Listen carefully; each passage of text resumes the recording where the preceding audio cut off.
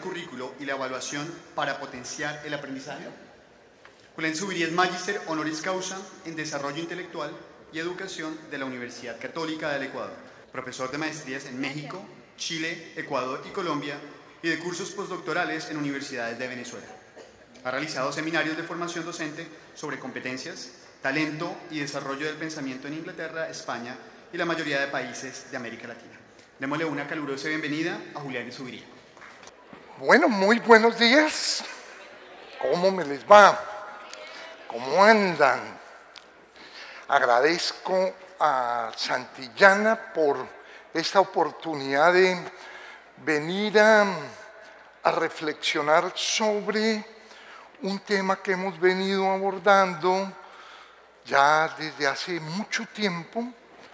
Hace 36 años inicié esta transformación de la que hoy les voy a hablar, que es una transformación en uno de los ejes curriculares. Voy a tratar de sustentar la idea de que yo personalmente sí creo que tendríamos que hacer un cambio bastante profundo en el currículo. Les voy a mostrar muy brevemente cómo llegué a esa idea y cómo creo que se podría implementar. Esta idea de la que voy a hablar, pues la he trabajado en el Instituto Alberto Merani, ha inspirado cientos de instituciones en América Latina, la llevé en los últimos años a la ciudad de Tunja y estuvimos trabajando 3 años en Tunja bajo este enfoque que voy a sustentar, y hoy en día estoy trabajando en el rediseño curricular en Bogotá a partir de este mismo planteamiento.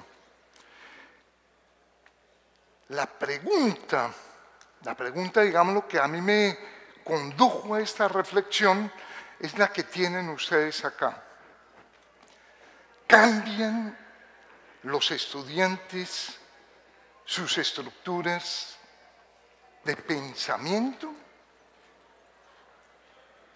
Si pudiéramos hacer una prueba antes del ingreso a sus escuelas y un año después, podríamos determinar que piensan mejor, que argumentan mejor, que deducen mejor, que hacen mejores procesos inductivos o no.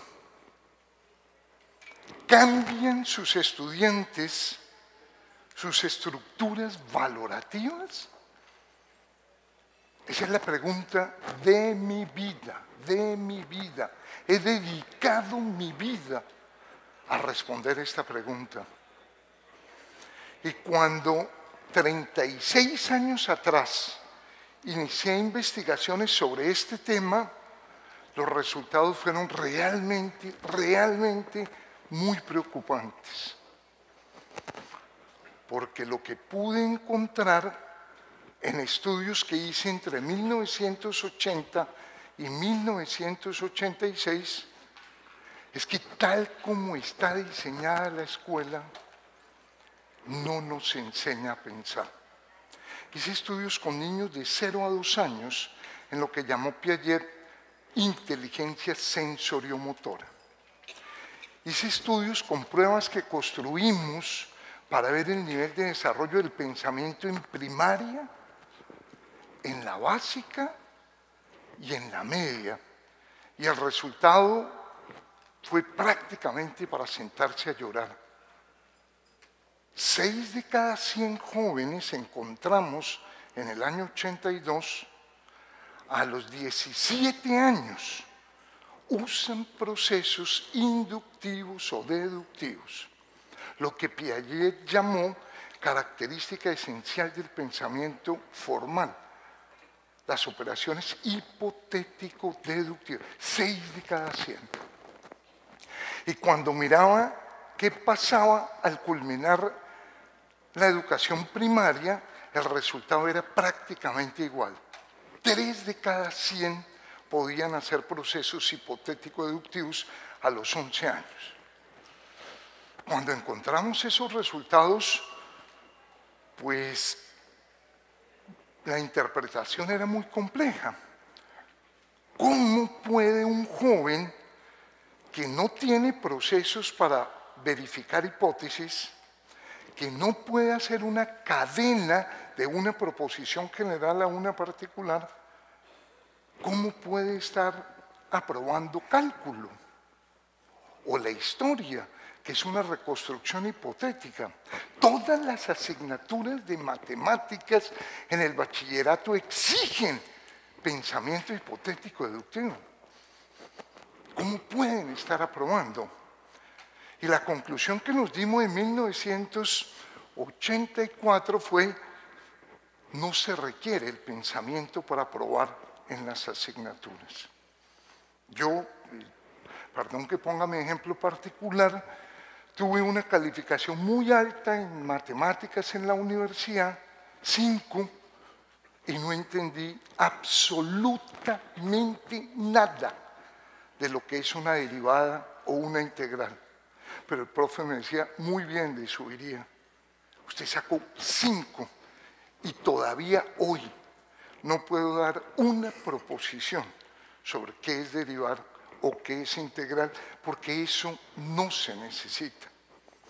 Hicimos estudios con niños de la calle, hicimos estudios de inteligencia práctica.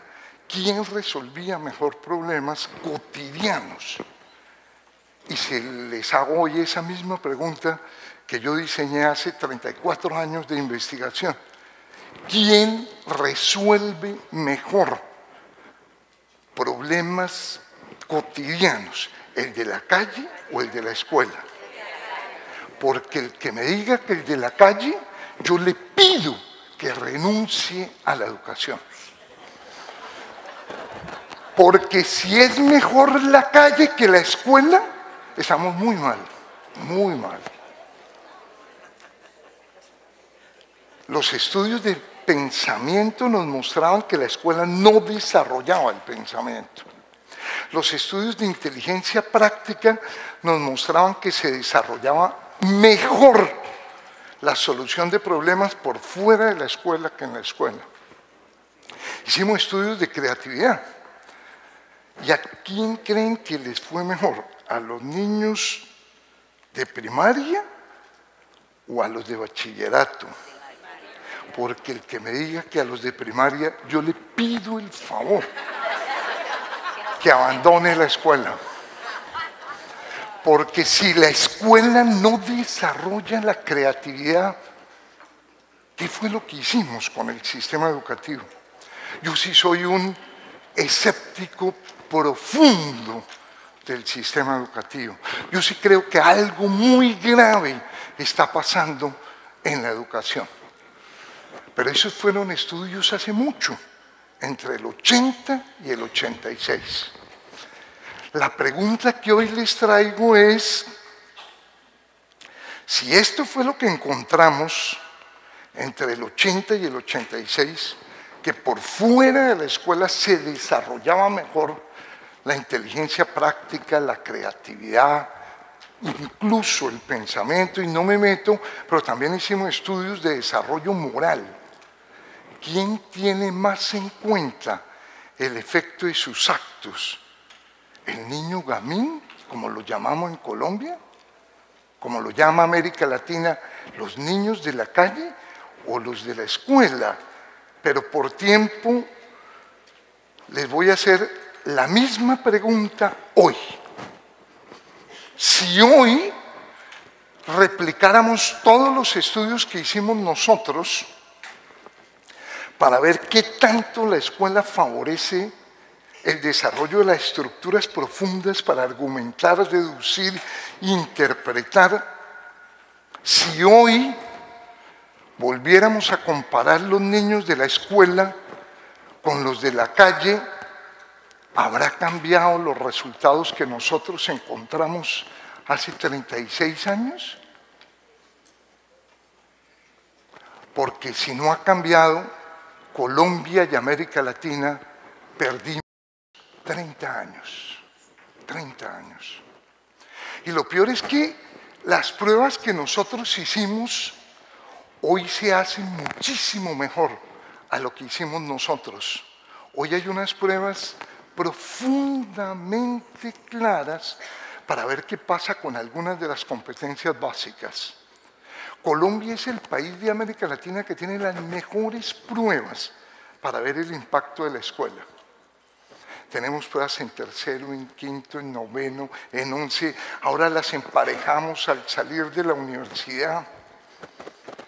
Hemos participado en todas las pruebas internacionales, en TIMSS, en PISA, en YESE, en CERCE, todas las pruebas, y los resultados son más graves que lo que nosotros encontramos en 1982.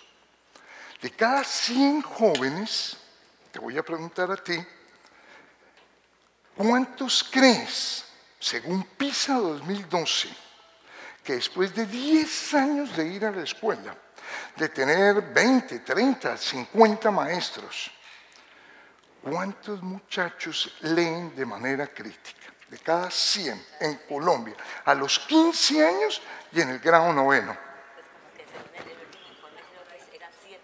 Eran 7. Todo educador debe ser optimista, pero no tanto.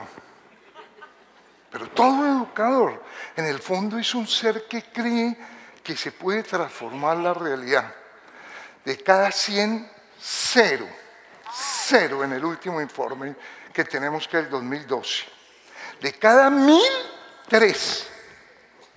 3 niños de 15 años en Colombia, según las pruebas PISA del año 2012, leen de manera crítica. 3. ¿Y qué dice YESE? Lo mismo. ¿Y qué dice PIRS? Lo mismo. ¿Y qué dice Saber? Lo mismo. El sistema educativo fracasó en desarrollar las competencias mínimas para la vida. Cuando uno dice que 3 de cada 1000 leen de manera crítica, ¿se puede llamar democracia un país donde los jóvenes no pueden leer, no entienden las ideas? Ahora me voy al otro extremo. En esta gráfica aparecería el extremo, el superior izquierdo, el A. ¿Cuántos jóvenes de 15 años en Colombia leen sin captar ni una sola idea? Ni una. No entienden. ¿Cuántos jóvenes al leer hacen lo que se llama, y muy bien lo ubica PISA, una lectura fragmentaria?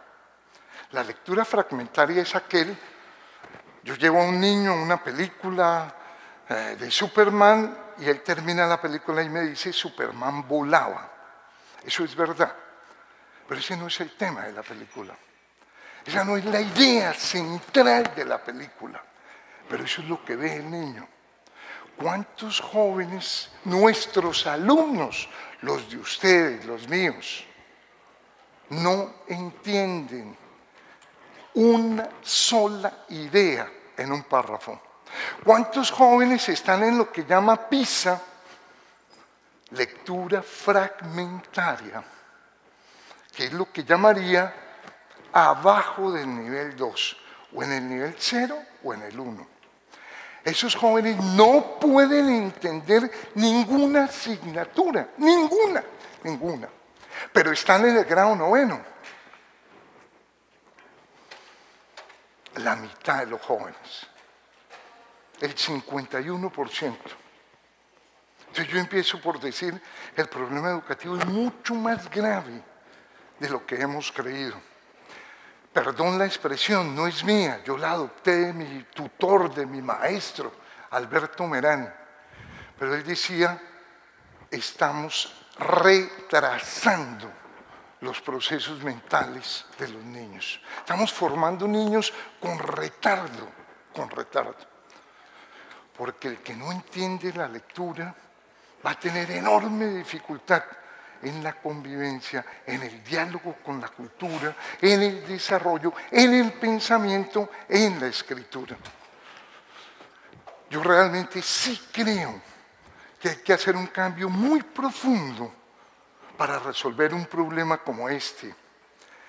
Y el cambio que les voy a plantear es el que ya he usado. Lo puse a prueba 30 años seguidos, hice seguimiento punto por punto. Lo puse a prueba en municipios, lo puse a prueba en instituciones educativas y ahora lo pongo a prueba en Bogotá. El cambio es muy sencillo. Consiste básicamente en concentrar toda la escuela en 3 grandes competencias. Y parte de una pregunta de otro de los teóricos que a mí más me han impactado, que es César Coll. César Coll dice que nosotros deberíamos someter todos los contenidos actualmente incluidos en el currículo de la educación básica y los que se puedan proponer para su incorporación futura a un cuestionamiento sobre en qué medida y en qué sentido pueden ser considerados básicos y renunciar a los que no superen esa prueba. Yo hice esto mismo en 1988 cuando creé el Instituto Alberto Medrano y dije, ¿cuáles contenidos no son básicos? ¿Es grave que un joven no sepa símbolos químicos, por ejemplo? ¿Que el cloruro de sodio es NaCl? Y dije, no, eso no importa. Y eliminé química. Es grave que no sepa, por ejemplo, nombres de accidentes, de capitales. No. Y lo eliminé. Es grave que no sepa el nombre de los ríos, de los huesos. No. Y lo eliminé. Y por ese procedimiento eliminé el 80% de lo que venía trabajando el currículo, que para ese momento era un currículo oficial del Ministerio de Educación, el 80%. Y me concentré, y esa es mi sustentación en el día de hoy, en 3 grandes competencias. 1, pensar, es decir, interpretar, analizar, deducir, argumentar, clasificar, hacer seriaciones. Y entonces creamos una asignatura para hacer ejercicios de pensamiento. Yo he sido profesor de mi vida 26 años de una asignatura que se llama argumentación. Y le digo al joven, tráigame usted una idea y usted me la argumenta y la discutimos. Y así como hay profesor de argumentación, pues hay profesor de inducción, de deducción. Pero no solo he sido profesor, todos los profesores, de todas las asignaturas, de todos los grados, tienen que desarrollar estas mismas competencias, todos. Pero no basta la cabeza, toca tocar el corazón, toca enseñarlos a ser más sensibles, más tolerantes. Entonces van a venir otro tipo de competencias, las que hoy se llaman competencias ciudadanas. Y un tercer tipo de competencias, las que tienen que ver con hablar, con escuchar. El país lleva años diciendo que hay que volverse bilingüe, que el bilingüismo es muy importante. Yo solo tengo una pregunta. ¿No será más importante antes hablar en el primer idioma? ¿No será más importante aprender a escuchar en el primer idioma? ¿No será más importante leer en el primer idioma? Y por eso mi tesis es, no podemos todavía pensar el bilingüismo. Se escapa totalmente a nuestras posibilidades. Entonces voy a argumentar por qué creo que hay que desarrollar estas 3 grandes competencias. ¿Por qué creo que ese es el sentido de la educación? ¿Por qué creo que ¿A qué debería ir un joven a la escuela? Uno, a aprender a pensar, no más. Si no sabe los ríos o no sabe algoritmos como yo, que soy muy malo para sacar raíces cúbicas, aunque me saqué 5 en cálculo, saco el celular y está resuelto el problema. Me conecto a internet y está resuelto el problema. ¿Por qué es necesario pensar?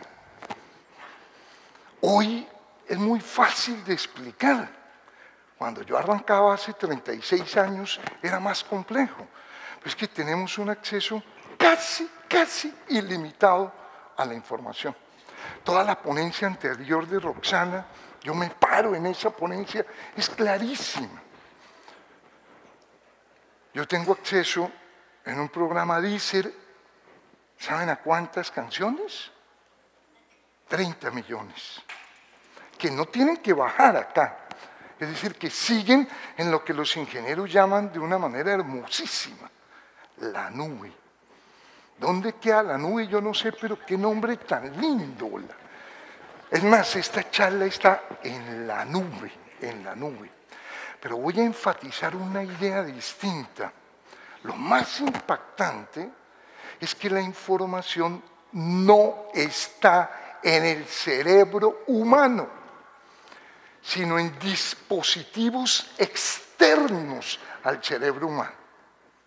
No, el cerebro no sirve para guardar información. Es malísimo, malísimo.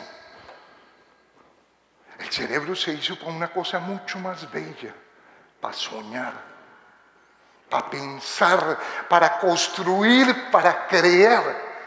Pero para guardar información, creamos sistemas como este. ¿Cuántos números se saben si se les pierde? Yo, uno. Y me confundiría en el único, porque no se guarda en el cerebro humano. Guarda en los satélites. Yo viajo todo el tiempo. Uno llega a un país, le pone un chip y le pregunta, ¿dónde queda el Museo de la Acrópolis? Y le dice, es más, lo lleva. Y si uno se equivoca no lo regaña, nada, lo va recalculando.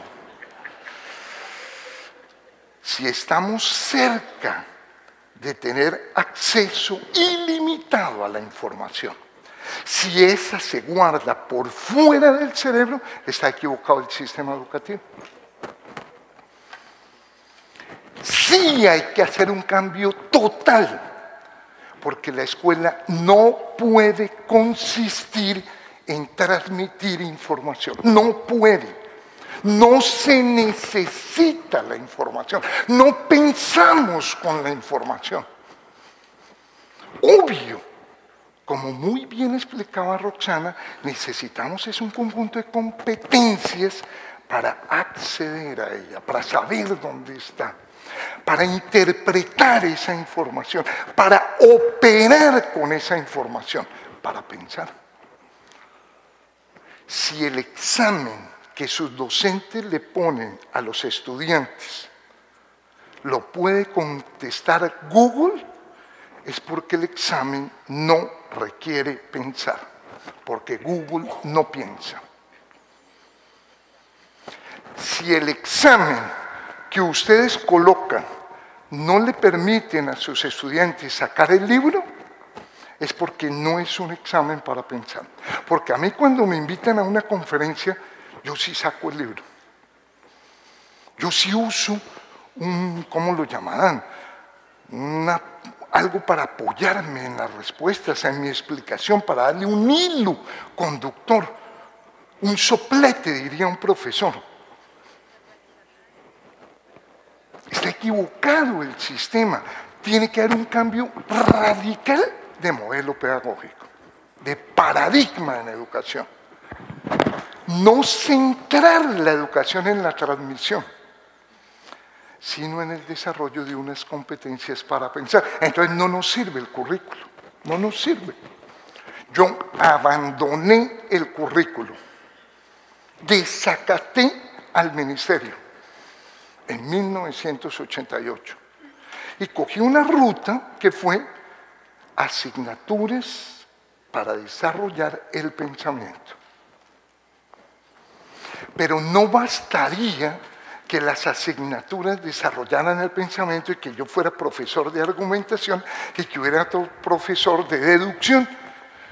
Todas las asignaturas de todos los grados, de todas las áreas, tienen que desarrollar esto y si no, no sirve, no sirve. Primera gran competencia. Pero entonces, ¿eso qué implicó? ¿Y qué sería el pensamiento en el ciclo 1? ¿Y qué sería el pensamiento en el ciclo 2? ¿Y qué sería en el ciclo 3? Y en el ciclo más complejo, más complejo. Hay que repensar la escuela. No aprenden a leer los niños, pero ya lo sabemos. No aprenden a argumentar. Eso nos lo dicen las pruebas. A ver, Colombia no mejoró del 2000 al 2015. Ni en lectura retrocedió, ni en argumentación. Revisen las pruebas a ver. Algo pasa en el sistema. ¿Y qué es lo que pasa? Que está concentrado en un problema equivocado. Que estamos trabajando, transmitiendo una información y ese no es el problema de la educación. El objeto de la educación no puede ser la transmisión de la información. El fin de la educación no puede ser el aprendizaje. Los niños deben ir a la escuela no a aprender, sino a pensar. Si le damos un pescado, lo alimentamos un día. Si lo enseñamos a pescar, lo alimentamos toda la vida. Cloruro de sodio, pescado. Cristóbal Colón en 1492, pescado. ¿Cuál es la raíz cúbica de 83? Pescado. Son pescados. Si yo sé o no sé que Cristóbal Colón descubrió América en 1492, no pienso mejor, no analizo mejor, no interpreto mejor. Sé eso, pero eso no me desarrolla mis procesos para pensar. Primera gran competencia. Todas las asignaturas de todos los grados. Que un niño no sepa química, ¿qué importa? Pero si no puede argumentar su idea. De eso se trata la vida. Somos seres humanos porque damos y pedimos argumentos. La hija le dice al papá, papi, ¿me dejas ir a una fiesta? Y si el papá hipotéticamente le dice que no, inmediatamente la hija le dice, dame un argumento. Usa un término más corto, ¿por qué? Y apenas le dé un argumento, la hija le va a dar un contraargumento. El papá le puede decir, mira, lo que pasa es que la ciudad está muy insegura. A mí me preocupa tu seguridad, tu vida. Y la hija, inmediato, papi, no te preocupes, me llevan. Me recogen y me llevan. Es muy buen contraargumento. O le puede decir, papi, si te preocupa mucho, no te preocupes, yo me quedo en la fiesta. Y es buenísimo, pero al papá le aparecen otras preocupaciones de otro tipo. Vean, es sencillísimo el problema. Si 5 personas empujan un carro para lados distintos, ¿qué le pasa al carro? Eso es lo que le pasa al sistema. Así fue, no hay sistema. El profe de matemáticas enseña una cosa distinta al de educación física, distinta al de sociales. Cada uno jala para un lado distinto. Tenemos la concepción de la cátedra. Las niñas se están embarazando, cátedra de sexualidad. Hay problema en el tráfico, cátedra de tránsito. Hay problema, vamos hacia la paz, cátedra de la paz. Es una concepción equivocada. Y los niños tienen 15 asignaturas. ¿Quién de ustedes se lee 15 libros al tiempo? No, hay que trabajar 3 competencias transversales. Segunda, La segunda tiene que ver con esto. Yo les pido el favor que lean ese texto.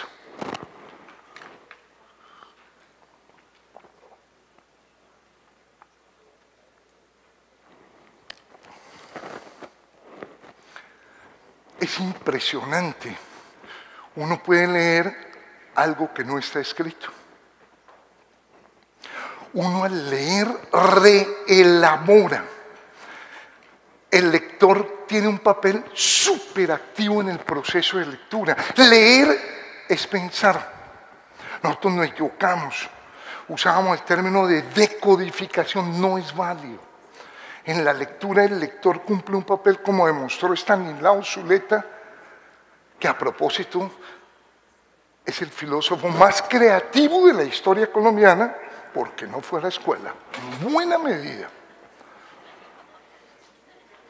Pero como él decía, uno lee desde una pregunta, uno lee inductiva, deductivamente,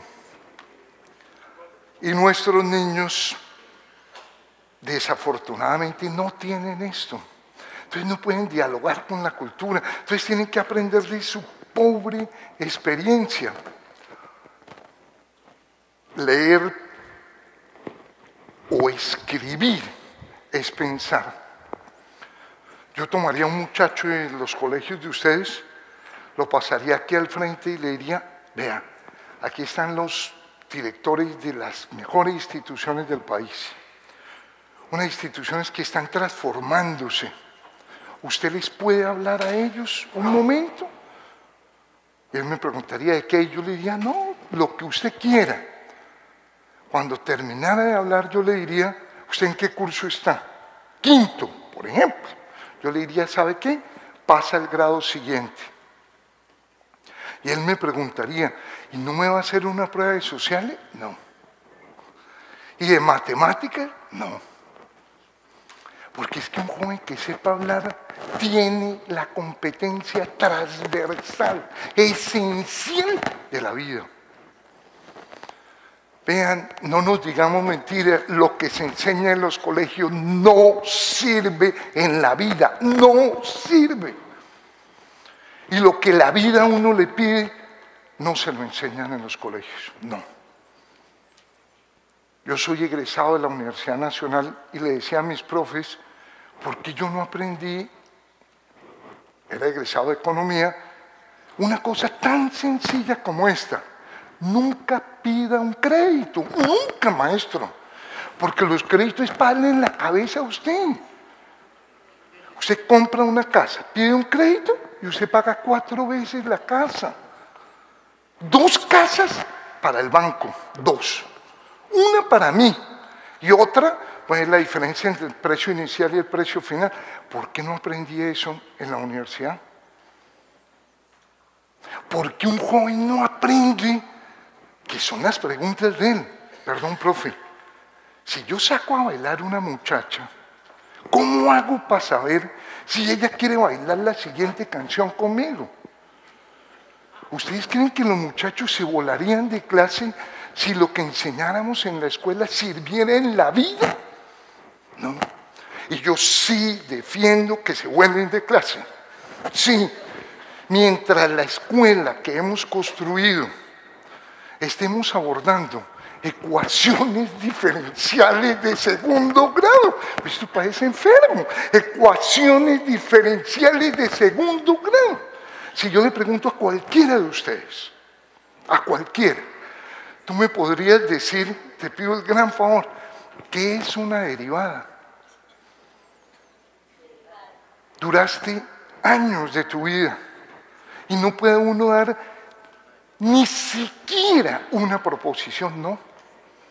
Pero seguro que tú sí nos puedes decir que es un logaritmo.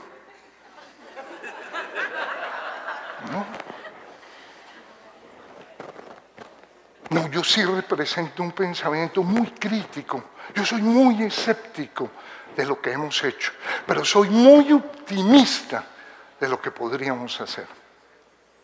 Creo que la escuela tiene que volver a lo básico. Hablar. Ir a la escuela a aprender a hablar, no más. Oír, no más. Leer, no más. Escribir, no más. Pero eso no lo van a resolver los problemas de los profesores de lenguaje. Hemos repartido todos los textos que ustedes se imaginan. Mientras no estén las competencias, no hay nada que hacer. No entienden los niños, no captan las ideas. Algo muy grave está pasando porque la lectura nos vuelve mejor seres humanos. Nos permite dialogar con los 38.000 millones de seres humanos que nos antecedieron y no tener que aprender de mi experiencia, que es muy limitada. Somos seres culturales y como somos seres culturales no tenemos que volver a experimentar. Aprendemos de la cultura, pero la condición de eso es que los niños tengan unas competencias que hoy no desarrollamos porque estamos trabajando raíces cúbicas. Los ríos del África, los ríos del África. ¿Qué nos pasó en la escuela? Nos perdimos en el camino sin ninguna duda desde el punto de vista pedagógico. Todas las pruebas que hemos aplicado son sobre lectura. Si aplicáramos pruebas de escritura, el resultado sería muchísimo más grave. Y escribir, como decía el gran maestro que acaba de morir este año, Brunner, es la manera más efectiva que conozco de distanciarme del aquí y del ahora, es decir, de pensar. Y llego a la última competencia. Pero ¿eso qué implica? Que todos los docentes de todas las áreas, de todos los grados, nos tienen que enseñar a leer. Que el profesor de educación física tiene que parar las clases para hoy ver la Vuelta a España y qué pasó con Nairo. Y aprender a leer el ciclismo. Y tienen que parar las clases para ver los Juegos Olímpicos y aprender a leer las estrategias. O el de matemáticas. Porque este no es un problema del profe de lenguaje. Porque si la matemática no nos enseña a leer, no sirve. A mí el profesor de matemáticas, cuando yo lo cuestionaba, me decía, ¿usted cree que esto no es importante? Pero cálculo 1 es importantísimo para cálculo 2. No, me estafó, me estafó. Yo esa respuesta no la acepto. Esa es una respuesta esquizofrénica. La escuela se separó de la vida y se justifica a sí misma. Y si ustedes dicen, yo enseño esto porque el próximo año es necesario, es una trampa. El alumno que les haga esa pregunta, perdón, profe, ¿esto para qué sirve? Yo les pido el favor, pásenlo de grado. Ese alumno se está haciendo la pregunta más importante de la pedagogía. Ya me sacaron el teléfono, entonces me tocó llegar a la parte más impactante. Llevamos 52 años matándonos. Todas las guerras, todas, degradan la vida humana. Una guerra es matar a la otra persona. En Colombia hay un término que muestra la gravedad del problema. Cuando uno pasa frente a un muerto y alguien dice, por algo será. El que pronuncia esa frase convalida al asesino. Por algo será. Justifica al asesino. En Colombia la mitad de los líderes sindicales del mundo se han asesinado en Colombia. Y la otra mitad en 218 países. Y casi nadie ni lo sabe. El problema de la guerra no es un ejército contra una guerrilla. Es el problema más sencillo de todos. El problema es que la guerra transformó las maneras de valorar de la sociedad. El problema es que se endureció el corazón de los colombianos. El problema es que nos acostumbramos a vivir en guerra. Y por eso hay una masacre, Hay un secuestro y no nos movemos. Por eso el padre le dice al hijo, pega antes de que te peguen. Por eso dicen, mandamiento, no hay que dar papaya. Y un país que no da papaya no tiene futuro. El mandamiento tendría que ser exactamente el contrario. Demos papaya. ¿Qué es dar papaya? Es confiar en el otro. Una sociedad que no confía en el otro no puede, no tiene tejido social. Colombia hoy no tiene tejido social. Y hay, con todo respeto a posiciones distintas, la oportunidad histórica de un acuerdo, histórica. Y hay un movimiento con enorme fuerza que está haciendo resistencia civil a la paz. Es inaudito, eso no había pasado en la historia humana. Que un movimiento político hiciera resistencia civil contra la paz, con 1000 problemas. Pero mal que bien se van a entregar las armas. La paz se va a firmar en La Habana, pero los únicos que la van a construir son ustedes.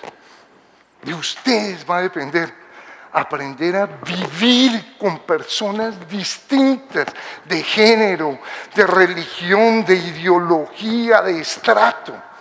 Aprender a respetar la diferencia. Necesitamos formar niños muchísimo más tolerantes. Y un país en guerra y tiene materias para ver química, pero no tiene materias para aprender a conocernos. Por lo tanto, todas las asignaturas de todos los grados tienen que desarrollar competencias ciudadanas, todas. Tienen que enseñarnos a conocernos a nosotros. Tienen que enseñarnos a leer los gestos de las personas. Cómo miran las mamás cuando van a regañar. Cómo caminan cuando van a dar un beso. Es absurdo en siglo XXI que la lectura sea mi mamá me mima, mi mamá me mama. No, perdón, ese no sabe. Y no aprendemos a leer. Eso va a implicar un cambio en las instituciones educativas. Necesitamos instituciones más participativas. Hay que darle los colegios a los muchachos. Hay que invitar a los padres de familia. Ustedes como madres o como padres, si sus hijos les dijeran hoy, mami, te piden que vayas mañana, ustedes inmediatamente dirían, ¿qué hiciste? ¿Qué hiciste? Los colegios llamamos a los papás para regañarlos. Obvio, ellos no quieren ir. Yo aplaudo a los papás. Pero hay que invitarlos a que nos digan qué hacen ellos en la vida. Hay que invitar a los abuelitos. Si el próximo año en todos los colegios de Colombia fueran los abuelitos un día al año, la calidad mejoraría. Los colegios tenemos que empezar a respetar la Constitución Nacional. Un muchacho no puede ser retirado por estar embarazada, no puede estar retirado por tener el pelo. Eso está defendido afortunadamente en la Constitución. Instituciones más democráticas, más participativas. Necesitamos cambios curriculares. No se trata de crear asignaturas sueltas como un árbol de Navidad, sino un área de valores que aborde forma. El problema de la educación sexual no es lo genital, es lo valorativo. Necesitamos área de valores. Necesitamos actividades extracurriculares. El tiempo no me permite y llego a mis últimas 4 derivadas. Primera, la escuela tiene que relacionarse con la vida. Lo que uno aprende en la escuela le tiene que servir en la vida. Y lo que uno necesita en la vida, se lo tienen que enseñar en la escuela. Uno no debe ir a aprender nada, sino a soñar, a construir utopías, a construir proyectos de vida. ¿Qué importa no saber lo que hoy se enseña? Yo uso una figura que es muy dura, que es la de la esquizofrenia. La esquizofrenia es cuando uno tiene dos realidades y no sabe cuál es la real. Eso le pasó a la escuela. Lo que hacemos no sirve en la vida. ¿Cuánto de lo que aprendieron en los colegios usan en la vida? Porque yo, el 2%. Bueno, porque soy muy optimista, poco menos, pero 2. Con todo respeto por los matemáticos, menos es más. El currículo tiene que volver a lo básico. ¿Y qué es lo básico? Pensar, comunicarse y convivir, punto. Podríamos quitar todo lo demás. Pero sería gravísimo, como hoy, que los estudiantes no aprendan a leer. Sería gravísimo, como hoy, que los estudiantes no aprendan a convivir. Antanas Mocus le preguntó a los jóvenes en Bogotá de 9º grado de 15 años, si usted para salir adelante tuviera que atropellar al otro, ¿lo haría? Y él dice, los jóvenes le dijeron en el 33% sí. Y cuando se fue a zonas de conflicto, 1 de cada 2 le dijo sí. Y cuando le preguntó por qué, dijo, eso es lo que yo he visto de ustedes. Para eso tiene que ser la escuela. El currículo tiene que ir a lo básico, a lo esencial, a las competencias fundamentales de la vida. Por eso se llama educación básica. El fin de la educación no puede ser el aprendizaje. Yo termino con 2 pequeñitos textos. Uno de Pepe Mujica, que dice lo mismo que yo, pero muchísimo más lindo. Dice, tal como vamos, los depósitos de conocimiento no van a estar más dentro de nuestras cabezas, sino ahí afuera, disponibles para buscarlos por internet. Ahí va a estar la información, todos los datos, todo lo que ya se sabe. En otras palabras, van a estar todas las respuestas. Lo que no van a estar son todas las preguntas. En la capacidad de interrogarse va a estar la cosa. En la capacidad de formular preguntas fecundas que disparen nuevos esfuerzos de investigación y aprendizaje. Uno tiene que ir a la escuela a hacerle preguntas a la vida y no a escuchar respuestas.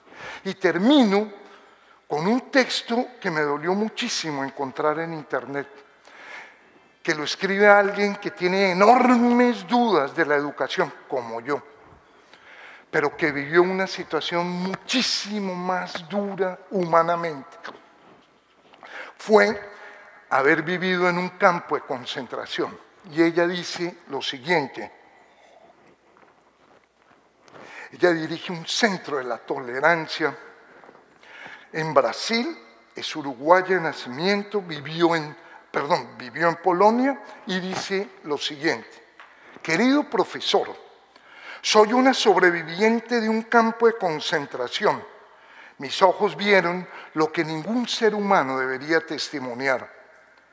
Cámaras de gas construidas por ingenieros ilustres, niños envenenados por médicos altamente especializados, recién nacidos asesinados por enfermeras diplomadas, mujeres y bebés quemados por personas formadas en escuelas, colegios, liceos y universidades.